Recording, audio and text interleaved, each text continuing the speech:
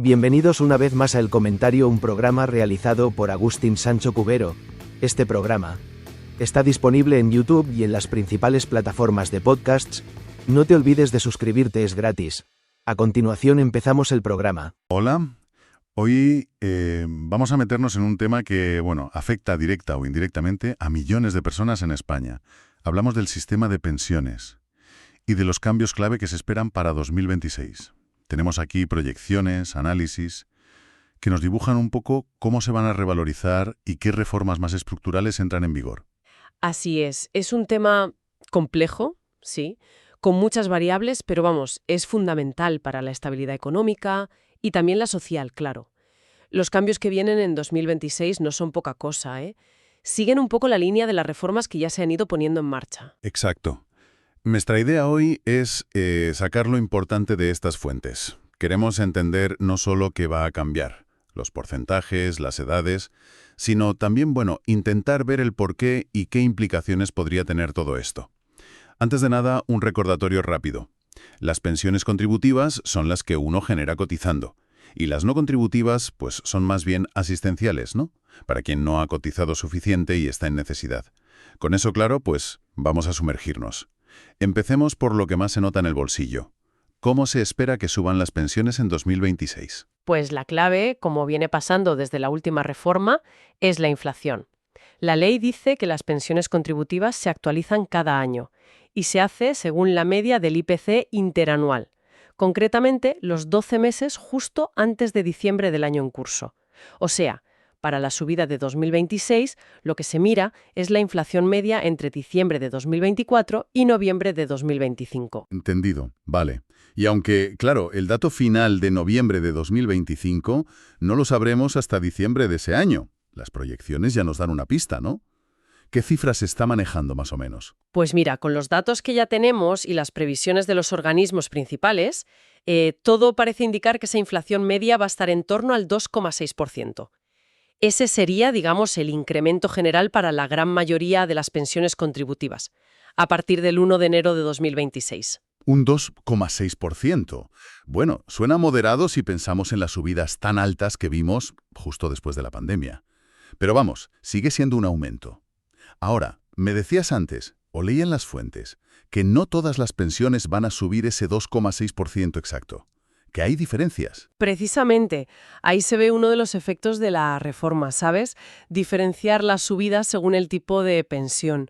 Mientras la mayoría de las contributivas se quedarían, como decíamos, en ese 2,6%, las pensiones máximas, fíjate, tendrían un incremento un poquito superior. Las proyecciones lo ponen por encima del 2,7%. O sea, un poco más para las más altas. A primera vista puede chocar un poco. ¿Qué lógica hay detrás de eso? Un poco técnico, la verdad, que se metió en la reforma para las bases máximas de cotización.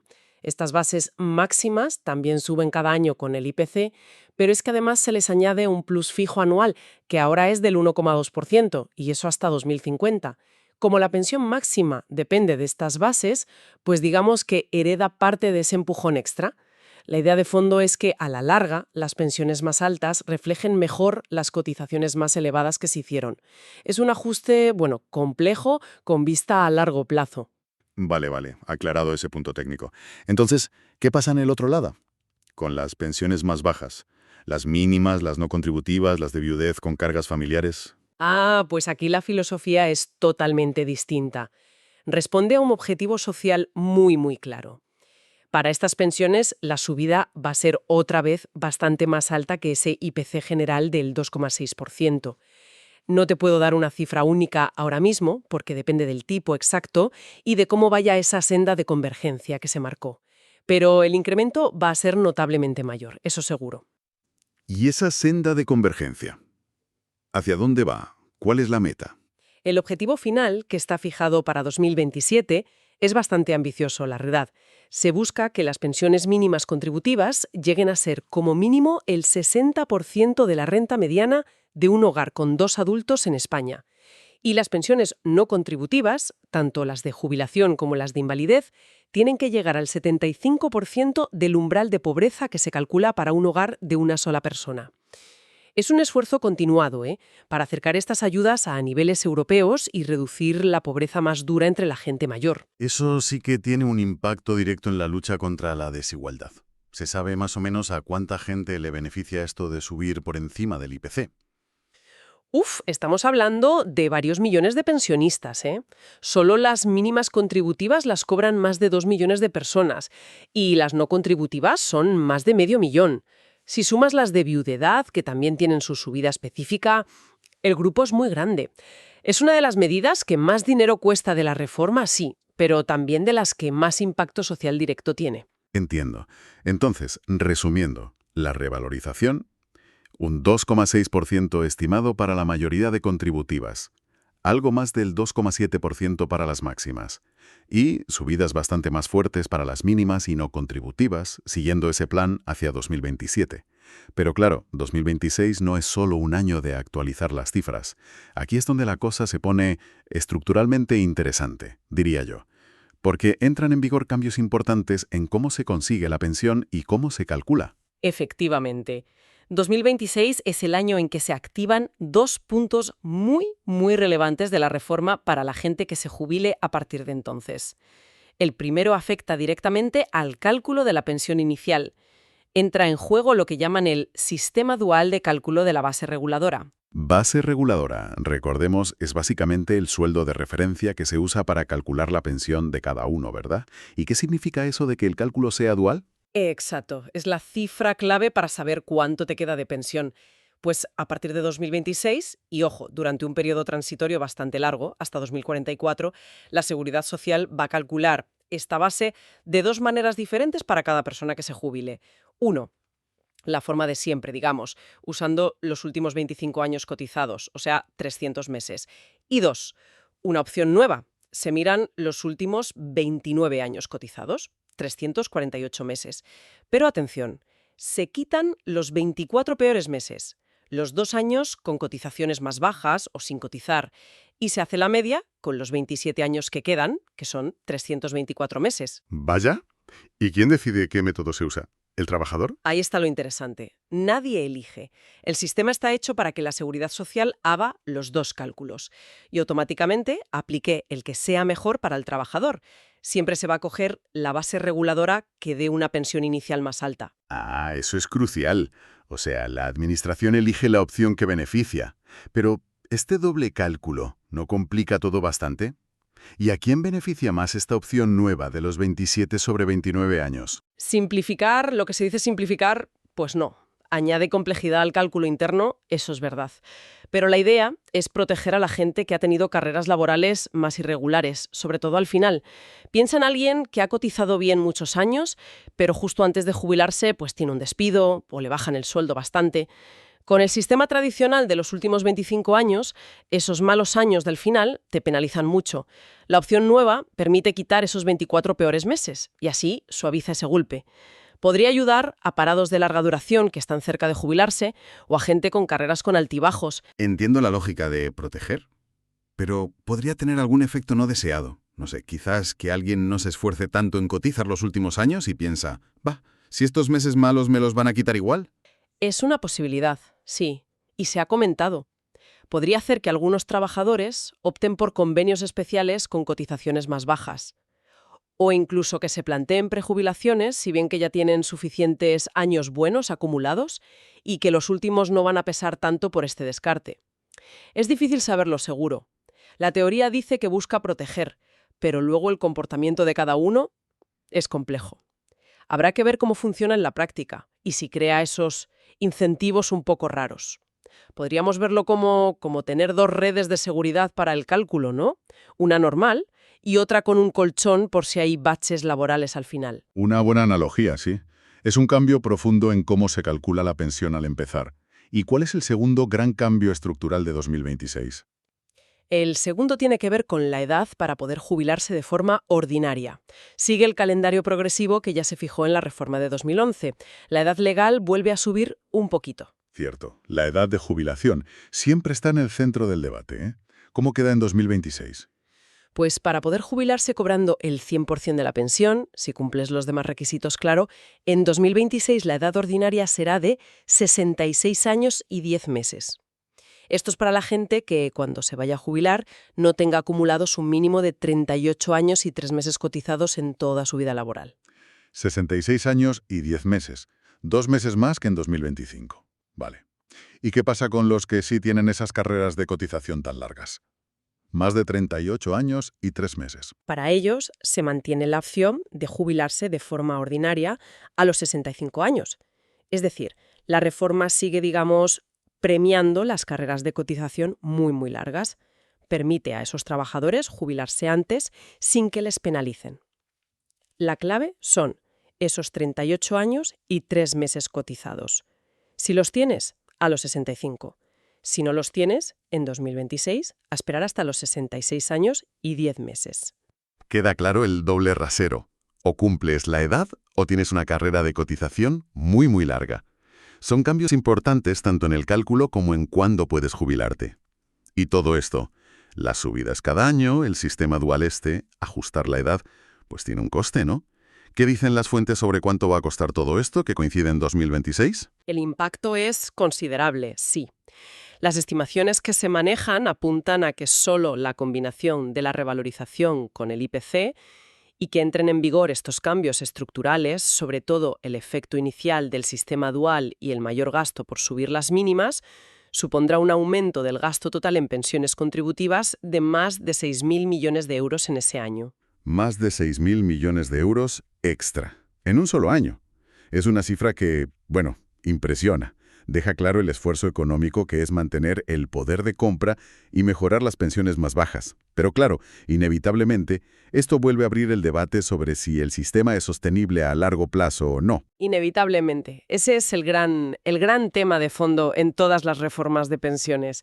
Estas medidas buscan mejorar que las pensiones sean suficientes, que haya más equidad en el sistema actual, responden a demandas sociales y a la necesidad de proteger a los pensionistas de la inflación y de la pobreza.